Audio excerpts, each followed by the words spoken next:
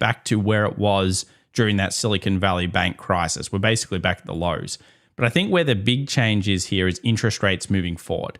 So let's have a look at September. September is now pricing in at least a cut.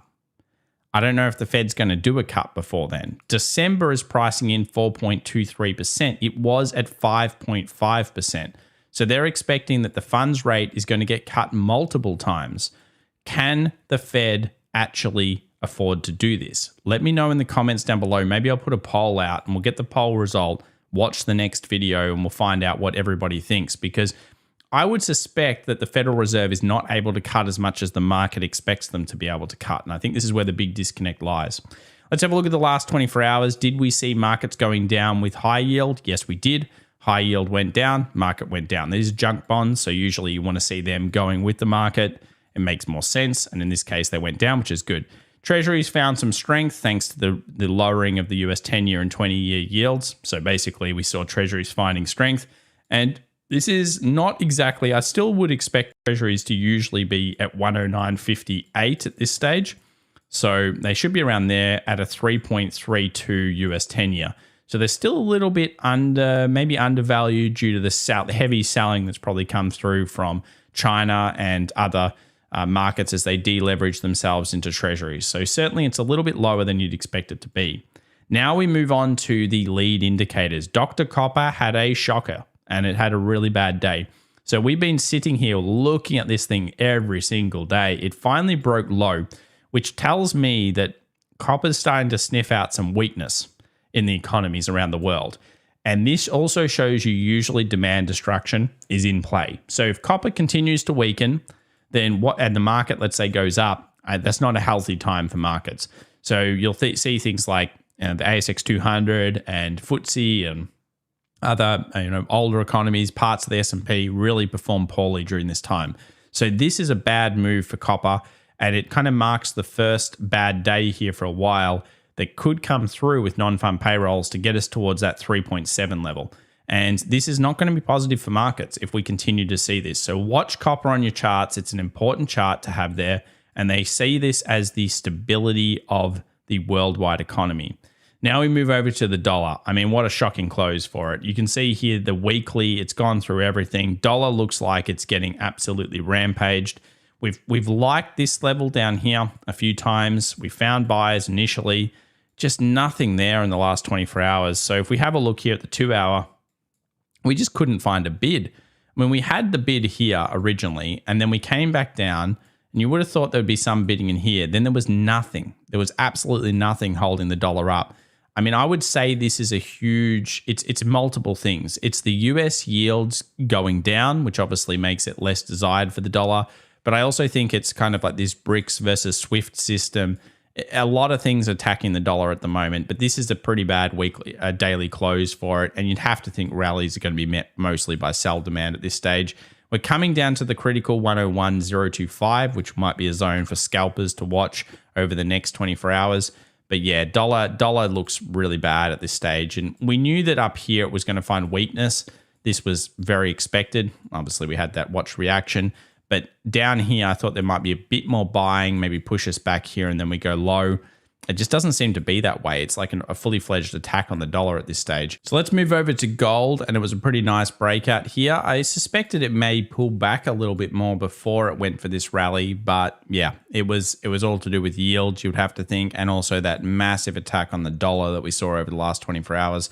If we move over to 2020, I'd say around 2030 has been a tough point for gold to move through easily. In fact, it marks a very large closure zone. And what I'm looking for specifically on gold this week is weekly closures. I am quite bullish on gold, but if it manages to hold up through the non-farm payrolls this Friday, the jobs reports, I think that's a huge deal.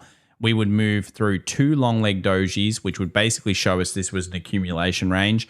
And then from dips from that point, you would have to think of being bought at this stage. So it gives us a really nice break closure, which can confirm some key levels. Along with the dollar, these are two massive closures coming into this Friday.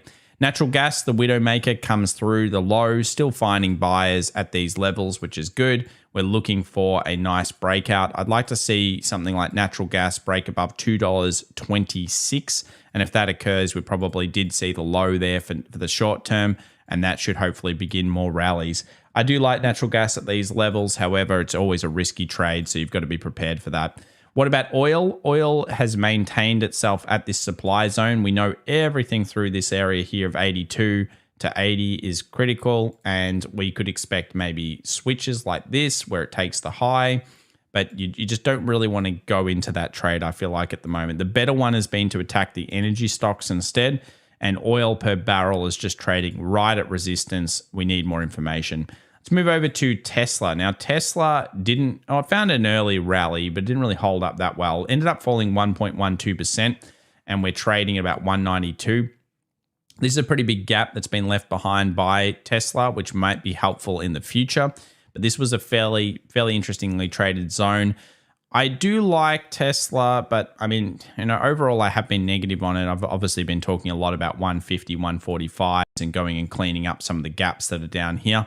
So at this stage, we have to really go, okay, where are our big buying levels? Well, we would expect buyers to try to show commitment kind of around where they are now, but also around that 185. If markets can't recover and we get underneath 185, I think that's going to be a big problem for Tesla. So something to look out for, and we'll be watching that along with the options moving forward through the rest of this week. Nvidia, Apple, all of these stocks, they had sell-offs. If you look at Apple here, it sold a little bit, not considerable, so we'll need to use the indices. I don't think there's too much edge on either of those. A notable one that was really nice that we've focused a few times in the private community and talked about was Johnson & Johnson. Beautiful breakout here. Excellent aftermarket hour news. I believe they resolved something and spent billions of dollars on some recovery lawsuit. But yeah, just absolutely a stellar trade that came through recently. And it just shows you there's opportunity in markets that is a little bit different to maybe what you're looking at. Yeah, okay, J&J is not a great stock most of the time, but sometimes, like Intel recently, it's been good. And those types of ones are the ones you're looking for in these markets. Follow replication strategies whenever possible. Now let's have a look at what else is going on. Energy hit one of our critical levels. We talked about this, probably wanting to fill the gap, and it did find weakness. I'm not won over by this energy rally. I think we're in demand destruction. Copper's showing that. The Federal Reserve's rate is showing that. Yields are showing that. Yeah, this is more of a sugar bust, and I know everyone's upgrading their energy calls, but I'm going to go against that and say I don't really have that much faith in it for the time being. And I just don't have faith in it. I don't see how this is not demand destruction across the world, and we could see markets go down. Another one that I've talked a lot about recently has been utilities. It held well, and it's getting ready potentially for a new bust high. It is a defensive sector, so I'm going to set alerts above this. It doesn't mean you go buy it, but it does show you those types of levels are zones where if markets are going down and people are rotating into things like staples, utilities, it's worthwhile paying attention to that. And it's another one that I've focused on now for a little while, and it's done okay. Let's go over to RSP. So this is an equal weighted S&P. It gets rid of kind of the noise that we get from the technology sector, and we can see the beautiful trend line that we came off. It was one of the reasons we believed that we were at critical levels over the last 24 hours, and also one of the signs that we thought, okay, bears should commit here. They did for a session. Let's look at the key levels across all of the markets right now. DAX, where it is, absolute critical. You can see those highs, and you can see here with the DAX, you go smaller time frames.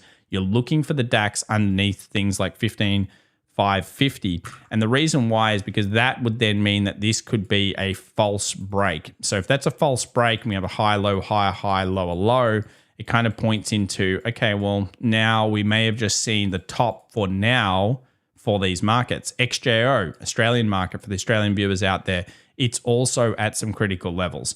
We're kind of pulling a little bit further back than you'd expect through this support becomes resistance. That's not unusual. And I think the markets could even go up to 7,300, but anywhere in here is where I'm looking for those bears to recommit. Copper falling is not going to be great for this market. So stay tuned. Non-farm payrolls, jobs numbers this Friday.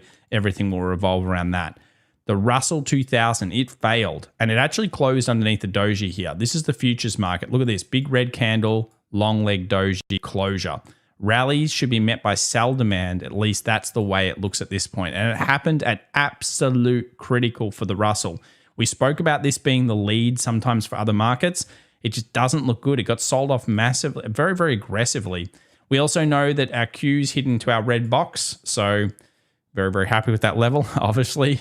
This is something we planned on. So very, very proud of you guys. Did well to figure out that zone, to make sure that we're at critical levels, that we're always focused on these big, big areas. And we did see some weakness. Now, the NASDAQ didn't find that the exact weakness. Look at this daily close, long leg doji. So we can go down to a 2 hour and you can actually start to say, well, wait a second, where are the buyers? So this still could be where we go boom and go through. I suspect it's not, but could be. Anything could happen. So you got to be open to both sides. At this stage, we're looking for this 13,000 kind of 30 zone to be closed below on a significant time frame. I'd like to see this market go underneath this level, and then if rallies happen, we have to expect them to be sold. So yeah, that's going to be a very, very important thing to look at. If we go over to the SPY, nice little engulf here happening at one of our key zones. This is the options at weekly expected highs and lows, just so you can see them. And here's the SPX, so the real market here. I've drawn a little trend line just so you can see all the intersection. We stacked this kind of 41.35 to 41.50 zone very heavily with bear pressure. So we like the fact that the bears took control a little bit. Let's understand the 2 hour chart here. We have still 3 unfilled gaps below. We actually opened into another potential gap fill, which again strengthened the bearish market for that session. I'd like to see a bit of a rally here. I wouldn't even mind it going back to 41.20 and then to see sellers recommit to this particular chart. I would like to see sellers recommit here though. To see further buying would be kind of unnatural in the market, and it would show that, yeah, we're in a super rip, but it's not really a good thing either way. It's not good for the buyers and it's probably not good for the sellers. At this stage, markets are still bullish, so you'd have to think bull demand will be very strong. We saw that at the start of this video when we're talking about buy the dip being a very strong thing. So based on every other day this year, well, realistically, the stats, you'd think it's kind of like rally into potentially drop. And that's the way the markets have been trading. Let's go over to the options. And if we refresh here for the 6th of April, you'll notice that we get a lot of options on the call side, 407s, 410s. Obviously, we're a bit underneath that at 405 at this stage, and we've got 400 puts. So it's going to be hard to get through 400 this week, and that's why it could be like a little rally into a little sell, and maybe we end the week somewhere around 400. That may make the most amount of sense. We're actually at 409 at the moment, my bad. So 405 is max pain.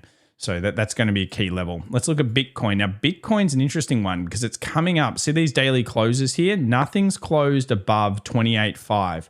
So today, watch that. But Bitcoin is finding buyers. I think it's this gold play that's moved off, and it's kind of exciting the Bitcoin market. Now, if Bitcoin manages to get a daily close above there, maybe we do get our 30,200. I've talked a lot about how this scared me a little bit, and it still does. But I think reactions here, this is so critical. I'm going to be very interested. I'm going to watch Bitcoin very heavily over the next 24 hours. I'm excited for Bitcoin's opportunities moving forward. What I mean by that probably is more the bear side than the bull side, because I think we're getting close to those zones. But yeah, this is going to be critical, and you can see it chunking through these areas at the moment. So will we see sellers recommit? This could have been getting the sellers in, and now they're pushing towards that buy side. Look at them go. So certainly moving off, I would say, the gold and the weakness in the dollar at this stage. So let's jump over to the economic calendar now, and we still have a bit of information coming through. We saw JOLTS job openings on the decline there, and then we also saw ISM services PMI is now coming at 10 a.m. for New York time for the US. Then we've got unemployment claims, and then we go into the jobs numbers, 8:30 a.m. Friday. That's going to move the markets the most because the jobs numbers will really show whether the Fed's work is done or whether it's not done. And I think markets will react a lot, so will yields, and we expect to be kind of usually at key levels before that data or full neutrality. So full neutrality would be like 400 on the SPY. So certainly some key levels to be looking at this week. If you enjoyed today's content, then make sure to come and consider following us over at our other social medias. Join our cheat sheets as well. They're free, and we'll see you in the next video. Like, comment, subscribe. Thanks so much for watching. Bye for now.